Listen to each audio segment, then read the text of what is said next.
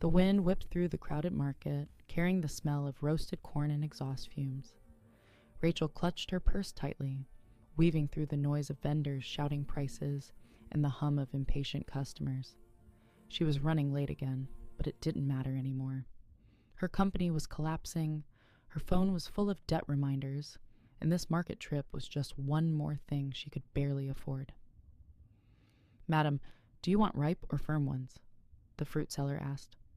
"Ripe, please," she murmured, forcing a smile. Her mind was elsewhere, on the bills waiting on her desk and the email she still hadn't received from the company that promised to get back to her weeks ago. She handed the seller a few crumpled bills, counting every cent carefully. It was her last cash. As she extended her hand to pay, a voice came from behind her, calm but strange. "Give me money," the voice said. Rachel turned around. Standing just a few feet away was a woman dressed in layers of torn clothing, her hair matted and gray. Her skin was streaked with dirt, and her eyes, though tired, held a deep and unsettling calm. The crowd instantly reacted. "Don't let her touch you," a man shouted. "She's crazy," another laughed. "You'll smell for days if you get near her." The fruit seller frowned. "Ignore her, madam. She's homeless. Always says strange things."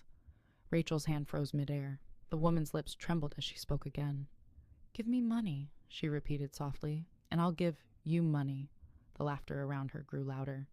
"Did you hear that?" someone yelled. "A homeless woman wants to make her rich." Rachel wanted to walk away. She didn't have $1 to spare, not after buying groceries. She could already hear her own pride whispering, "You've got your own problems." But something about that woman's tone made her pause. It wasn't mockery. It wasn't madness. It sounded like truth. She opened her wallet. Empty, only receipts. She turned to the fruit seller. "Can you spare $1?" The woman blinked in disbelief. "For her? You're joking."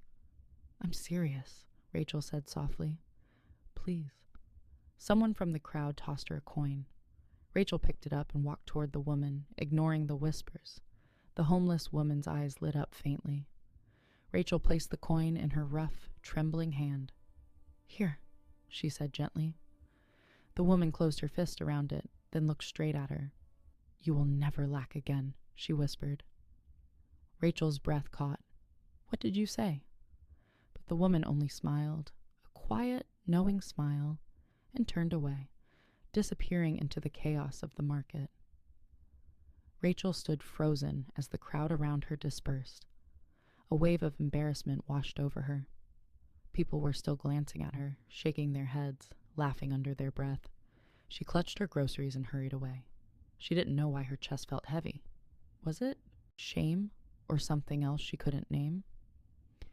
As she reached the parking lot, her phone buzzed. A message flashed across the screen from an unknown number. "Urgent. We need to speak with you regarding your proposal." Rachel's heart pounded as she stared at the message. For a moment, she thought it was another scam. The last time someone claimed to be from the company, it turned out to be a fake recruiter. But this message was different, professional, direct, and signed with the logo of Falcon Logistics International, the same corporation she'd sent her proposal to 6 months ago. Her fingers trembled as she unlocked her car and slid inside. The groceries lay forgotten on the seat beside her. She reread the message twice before daring to reply. "This is Rachel Moore. How may I help you?" The response came instantly. "Can you join a video call in 30 minutes? It's regarding your logistics bid." Her breath caught. That proposal was supposed to be her breakthrough, but she'd stopped hoping long ago. "Sure," she typed, her thumb shaking. She drove home in silence, each red light stretching longer than the last. By the time she reached her small apartment, her thoughts were racing faster than her pulse.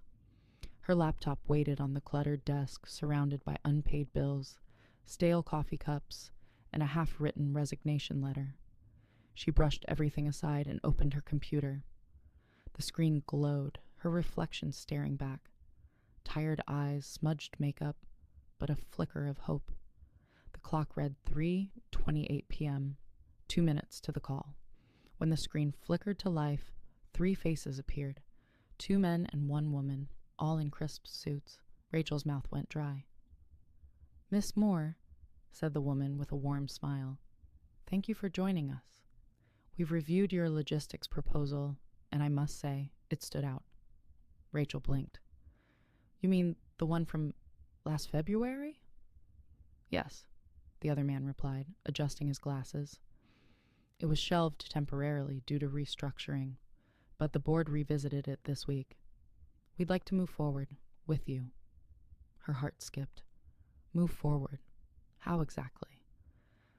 "With a full partnership," the woman continued. "You'll handle the supply chain for our West Coast expansion. The total contract is valued at $100 million. Rachel froze. The words blurred together. 100 million. She thought she misheard. Did you say 100 million? "Yes, Miss Moore," the man said with a small chuckle. "You'll receive the documentation within the hour. Congratulations." The screen dimmed slightly as they signed off, leaving Rachel staring at her reflection again. Only this time, her mouth hung open, her eyes wet. She leaned back in her chair, pressing a hand to her chest. Her breathing came out in sharp bursts, a mix of disbelief and gratitude. Then, uninvited, the memory of that homeless woman flashed before her eyes. The calm stare, the trembling voice. "You will never lack again." Rachel whispered to herself, "This can't be real." But the more she tried to dismiss it, the stronger the truth settled in her heart. Something beyond logic had just happened, and somehow she knew. This wasn't luck. Rachel couldn't move. She just sat there, staring at the blank screen long after the call ended. Her fingers trembled as she touched her face, half expecting to wake up from a dream. The only sound in the room was her heartbeat pounding in her ears. Then the first tear slipped down her cheek. She laughed and cried at the same time, the kind of laughter that sounded like disbelief wrapped in gratitude.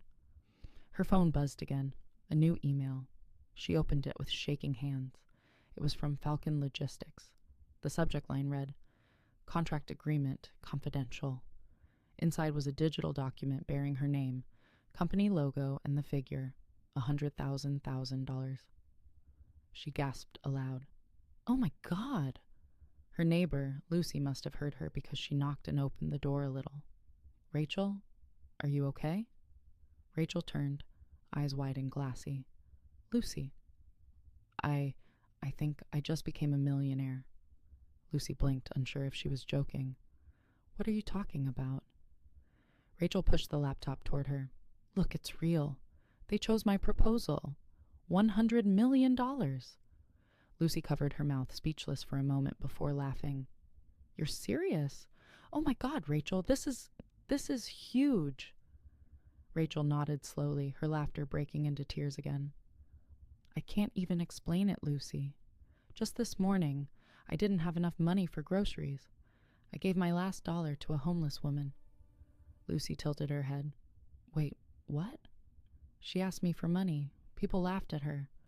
I borrowed $1 just to give her something." "And?" Lucy asked softly. Rachel's voice dropped to a whisper. She said, "You'll never lack again." I thought she was just saying nonsense, but this happened right after. Lucy's smile faded slightly. "That's... wow. You think it's connected?" Rachel hesitated.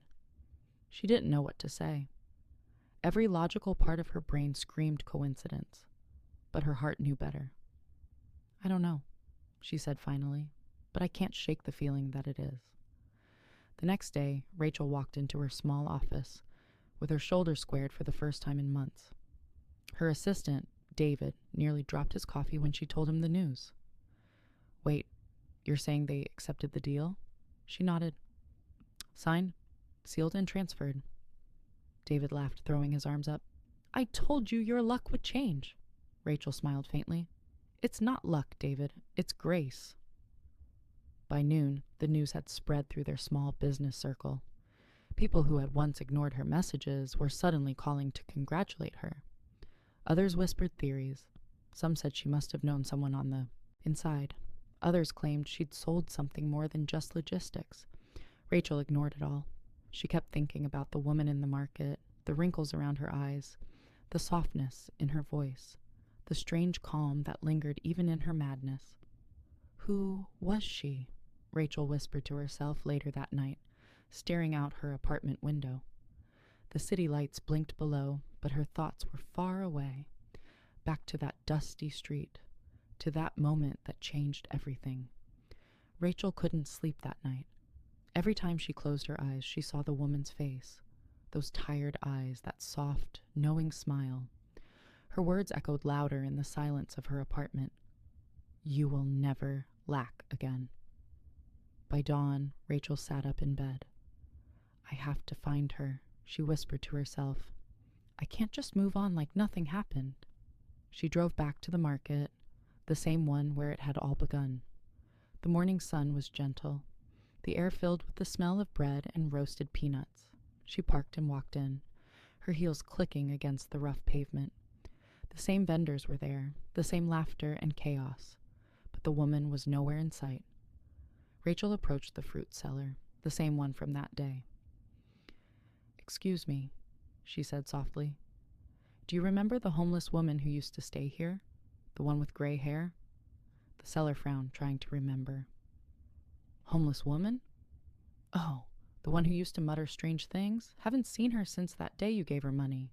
She just disappeared. Rachel blinked. Disappeared? Yeah, the woman shrugged. Some say she left town. Others say... She lowered her voice. Maybe she wasn't really homeless. Who knows?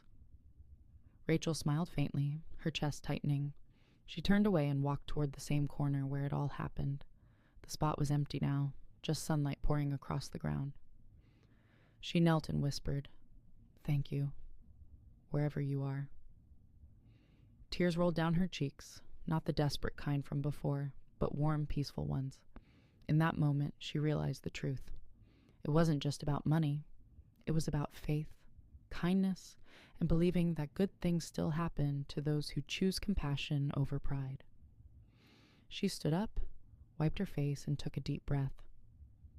I get it now, she murmured. Sometimes blessings come dressed in rags. That night, Rachel gathered her team at the office. They celebrated, laughed, and toasted to the miracle. But before the night ended, she raised her glass and said, From now on, our company gives back. Every month, we'll help someone in need, because the seed of kindness always multiplies. Her employees cheered, but her words lingered like music. Later, standing by her window, Rachel spoke softly as if to her viewers.